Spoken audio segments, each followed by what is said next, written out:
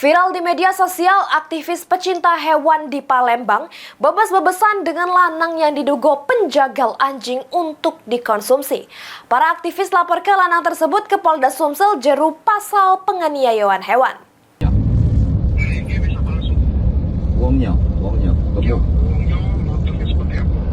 Itu sudah bebui-bui anjingnya. Anjingnya bebui, ada yang berdarah. Aktivis pecinta hewan di Palembang bebas lanang yang gawa 8 anjing dengan kondisi mulut sama kaki terikat.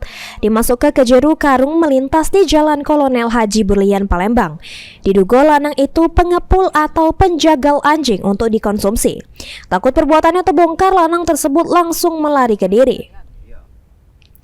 Berbekal video rekaman itu, aktivis pecinta hewan dari organisasi Animals Hope Shelter Indonesia ngelapor ke SPKT Polda Sumsel, juru penganiayaan hewan atau pasal 302.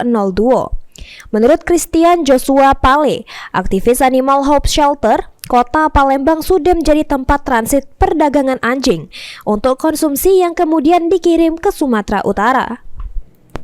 Christian mendesak pemerintah Sumsel, khususnya Palembang, untuk menerbitkan peraturan daerah larangan konsumsi daging anjing atau memperjualbelikan anjing untuk konsumsi.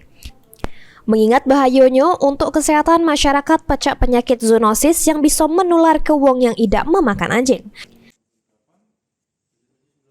Jelas sekali yang bisa membahayakan jutaan masyarakat yang tidak makan, apalagi hasil investigasi kami ini Palembang ini adalah daerah transit atau pengepul untuk dibawa anjing-anjing ini untuk dibawa ke Sumatera Utara.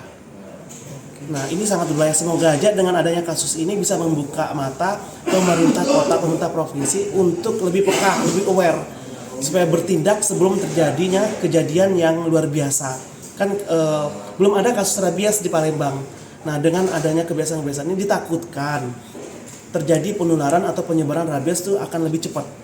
Nah, sebelum ini terjadi, saya mohon banget Pemprov dan Pemkot Sumatera Selatan untuk segera mengeluarkan perda pelarangan perdagangan anjing untuk dikonsumsi.